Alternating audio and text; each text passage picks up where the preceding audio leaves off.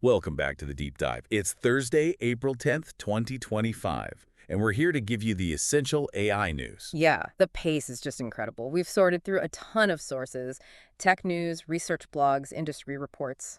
Right, the goal, as always, is to pull out what really matters, Mm. save you some time, and keep you informed. And today we're seeing some really interesting themes emerge. Lots on practical applications, where AI is actually being used. Plus, those ongoing debates about impact, society, Yeah, and the huge race to build the infrastructure needed for all this AI. definitely. It's a lot to cover. Okay, let's dive into some real-world stuff.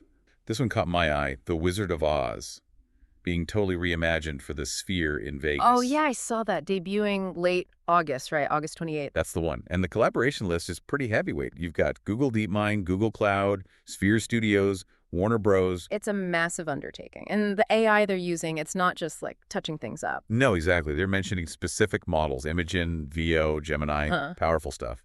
And they're using it for things like AI outpainting, rebuilding scenes, basically extending the original picture. Yeah, to make it super immersive for that giant screen, presumably. Right. And get this, they're also using AI to generate performance details, like natural-looking gestures, facial expressions for the actors. How are they ensuring it still feels like Oz, though? Well, that's where the archives come in. They're fine-tuning the AI using old production notes, sketches, set designs. Ah, okay. So grounding it in the original material. Exactly. And Warner Bros. Is involved, making sure it stays authentic. Apparently no new lines or music are being added. That's key, I think. Using AI as a tool to enhance, not replace the original vision. It's a fascinating look at how creative fields are changing. Absolutely. Shows the potential without ditching the source material. Okay, let's shift gears a bit. Business automation, always relevant. What's happening there? Well, we're seeing companies embedding AI more deeply. Rubrik Annapurna, for instance, is working on secure ways to use company data with AI, specifically on Google Cloud. So making it easier and safer for businesses to actually leverage their data for AI insights. Precisely. And then you have Nintex unveiling new generative AI and natural language processing features. For what kinds of things? Process automation. Think workflows, forms, linking different software systems together. It's about making operations smoother. So AI moving beyond just pilot projects into like core business functions. That's the trend, yeah. But it's not all smooth sailing. Right. I saw this report from CanGrade about AI in hiring, specifically for soft skills. Oh, this is interesting. What did they find? Well, the success rate wasn't great. Tools like ChatGPT apparently only scored about 12% when assessing personality-based stuff. Wow, 12%. That's low. Why is it struggling? The report suggests a couple of things. One, the AI-generated responses tend to be very cautious, like avoiding strong agreement or disagreement. So they lack a clear stance, which might not be good for a candidate. Exactly. And the other point was that AI tends to overemphasize positive traits and miss job-specific nuances. So it might say someone's enthusiastic, but miss whether they can be, say, appropriately critical when needed for the role. That's the idea. So CanGrade is suggesting things like assessments without obvious right answers. Makes sense. And maybe timed interviews or live video ones. Yeah, those two. Plus AI detection tools and maybe, giving less weight to resumes and cover letters. It really puts the focus back on how to evaluate those human qualities, even with AI in the mix. Big implications for job seekers and recruiters. Let's look at education for a moment. There's a cool project called Shark AI. Shack AI. Tell me more. They're using fossil shark teeth, actual fossils, to teach middle schoolers about paleontology, but also computer vision. That's clever, using something tangible like fossils to introduce AI concepts, preparing them for an AI world. Exactly. And speaking of students, Anthropic released some data on how college kids are using their AI, Claude. Oh yeah, any specific takeaways? It varies a lot by major, apparently. The source has more detail if people are interested in a specific field. But the point is, students are actively finding ways to use it for their studies. So it's becoming part of the academic toolkit already. Now, healthcare. This sounds potentially huge. A new AI tool called Instanovo. Yes, developed by InstaDeep and the Technical University of Denmark. It's for de novo protein sequencing. De novo meaning from scratch, right, without needing existing databases. Exactly. This is the key difference. It can reconstruct peptide sequences purely from the raw data. And the potential impact is, Right. what, cancer treatment? rare diseases? Potentially, yes, because it might be able to identify proteins that were essentially hidden before, ones that current database-reliant methods miss. Wow. So unlocking new biological insights. Right. People are comparing its potential impact to what AlphaFold did for protein structure prediction. InstaNovo focuses on the sequence itself, could be massive for drug discovery and understanding disease. That is really exciting. Discovering new proteins could open up completely new treatment pathways. And showing AI's broadening reach, there's a report that 81% of field service technicians think AI agents could help them do their jobs better. 81%. That's high. Suggests people in hands-on trades see it as a helpful tool, not necessarily a replacement. Yeah, it's a positive sign for adoption in areas you might not immediately think of for AI. And thinking about tools, security, always critical. Yeah. Elastic Security launched something new. They did. It's called Automatic Import and Attack Discovery. Uses LLMs to speed up getting security data ingested and, crucially, helps surface actual threats faster. So using AI to cut through the noise in security alerts makes sense. Definitely needed with the speed of attacks today. One more application before we shift topic: sign language translation. Oh, this is fantastic. Researchers developed an AI system. Using just a standard webcam Right. and some tracking software like MediaPipe. Yeah, MediaPipe for tracking gestures and YOLOV 11 for classification. Mhm. And they're getting 98.2% accuracy translating American Sign Language into text in real time. 98.2% with standard hardware. That's incredible for accessibility. It really is. Imagine the potential for breaking down communication barriers using tech most people already have access to. Okay, so we've seen AI popping up everywhere. Entertainment, business, hiring, education, health, field service, security, accessibility. Yeah. But what about the bigger picture? The impact, the concerns. Yeah, there's a lot of discussion there too. A recent Pew AI study from this year highlights a gap Between who? between AI experts and the general public. Experts are, generally speaking, much more optimistic about AI's long-term impact. But they still share some concerns with the public, right? They do. Both groups worry about personal control over AI systems and whether government oversight is sufficient, which, spoiler alert, most think it isn't. Where do they disagree most strongly? Job security is a big one. Experts tend to be more positive about the impact on jobs than the public is. Interesting. What about shared worries? Big concerns on both sides about AI spreading misinformation, data misuse, and definitely bias in AI systems. That bias issue comes up a lot.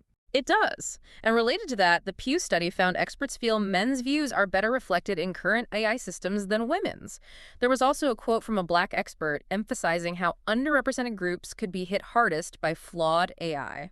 So shared worries about fairness and representation and low confidence in regulation. Very low confidence. Neither the public nor the experts seem to trust government or the tech industry to manage AI effectively. Okay, another major concern often voiced is AI's environmental impact, energy consumption, climate change. Right. But an International Energy Agency report suggests those fears, while valid, might be overstated currently. Overstated how? Does AI offer any benefits? Potentially, yes. The IEA points to ways AI could reduce emissions, making power grids more efficient, integrating renewables better, even detecting methane leaks faster. So there's an upside potential. Do they quantify it? They estimate that widespread use of existing AI tech could cut emissions equivalent to maybe 5% of energy-related emissions by 2035. That's not insignificant. But there are caveats, I assume? Oh, absolutely. Huge uncertainties. Depends on regulation, how fast innovation happens, how much the AI industry itself grows, and its own energy footprint. There's also talk about whether AI development is in a kind of bubble, making future predictions tricky. So a complex picture. Potential benefits, but also potential energy costs and lots of unknowns. And then there are the cybersecurity risks posed by AI itself, not just its energy use. Like what? The Bank of England actually put out a warning. They're concerned that increasingly autonomous AI programs could learn to manipulate financial markets. Manipulate them how? For profit. Yeah, essentially creating crises intentionally to exploit profit-making opportunities, which is slightly terrifying. That is definitely concerning, Yeah. especially when you contrast it with using AI to fight cyber attacks, which we just talked about. It's that double-edged sword again. AI as a weapon and AI as a defense. And going back to fairness and ethics, Yeah.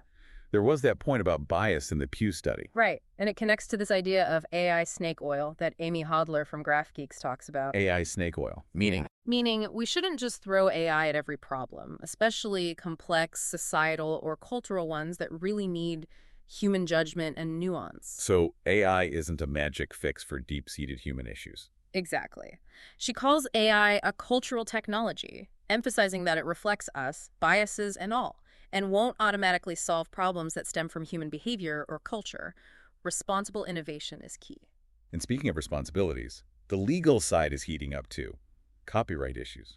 Yeah, the latest example is Jerry Adams, the former Sinn Féin leader. He's reportedly considering suing Meta, Over what? alleging they used his books, without permission presumably, to train their AI models. This is part of that bigger debate about training data and copyrighted material. It really is. Creators are increasingly worried. Some are calling these large AI models imitation engines that basically launder their sources, unlike human inspiration, where influences are usually clear or acknowledged. It's a fundamental clash between how AI learned and how copyright law currently works. Definitely. And all this development, all these debates, they're happening against a backdrop of just massive investment. Right. The infrastructure and development race is intense. Let's talk about the money flowing in. Okay, first up, Sandbox AQ. They're a quantum AI startup. Quantum AI focusing on harnessing quantum computing for AI tasks. Exactly. And they just raised another $150 million. Notably, both NVIDIA and Google participated in this round. Bringing their total funding to Close to $1 billion now. $950 million, I believe. They're aiming to commercialize quantum AI for things like drug discovery, financial risk modeling. And Google and NVIDIA's involvement signals their broader strategies in quantum and what some call physical AI. For sure. But then there's Mira Murati's new venture. The former OpenAI CTO, what's the news there? She's reportedly doubling the fundraising target for her new AI startup, Thinking Machines Lab, now aiming for $2 billion. $2 billion for a seed round. If it happens, it would potentially be the largest seed round ever. Just shows the scale of ambition and investor appetite right now. And you need powerful hardware to run all this AI. What's new on that front? Google just unveiled something called Ironwood. It's a massive TPU cluster tensor processing unit. How massive? Try 42.5 exaflow PS. That's an enormous amount of computing power, specifically designed for AI inference, meaning running already trained models. So for real-time AI applications. Exactly. It uses over 9,000 liquid-cooled chips. Huge scale, focused on efficiency for those next-gen AI tasks. And on the consumer side, any news?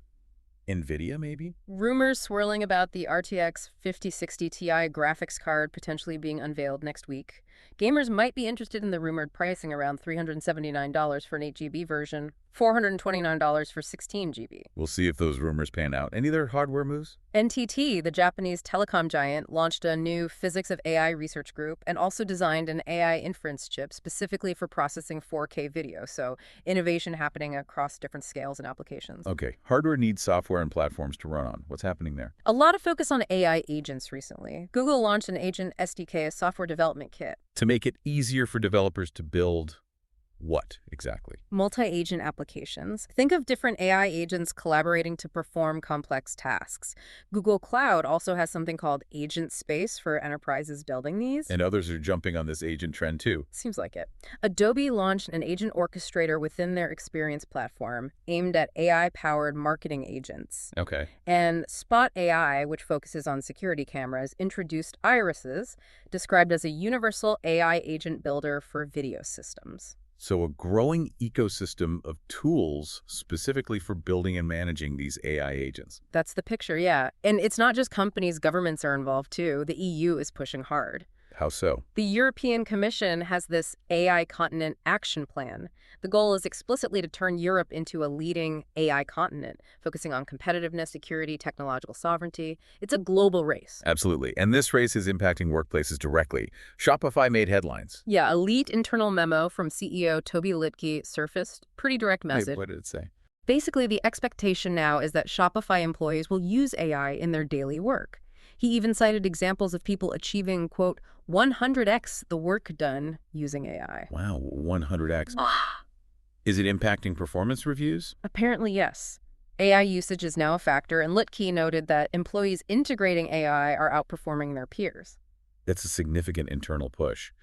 Reflects that broader tech trend, investing heavily in AI while also sometimes adjusting the workforce. It does. And related to workforce skills, Microsoft is now offering free AI skills training for everyone. Free for all. That signals a push for broader AI literacy across the board. Definitely. trying to get more people comfortable and capable with these tools as they become more integrated into work. Okay, that's a whirlwind tour of today's AI landscape. We've seen AI spreading rapidly into almost every sector. Yeah, from entertainment and healthcare to business operations and even sign language. But also, those persistent societal questions, the ethical considerations, the bias concerns, And the sheer scale of investment and infrastructure being built, alongside the direct impact we're now seeing in workplaces like Shopify. it really drives home that AI isn't some far-off future tech. It's here, now, and evolving incredibly fast. So, to leave our listeners with something to chew on, considering everything we've discussed today, the speed, the different applications, the varying opinions on impact. What single aspect of AI's integration into our daily lives do you think will have the most profound, maybe even unexpected consequences in, say, the next few years? Something to think about. Definitely something to ponder. Thanks for joining us for this deep dive into AI news.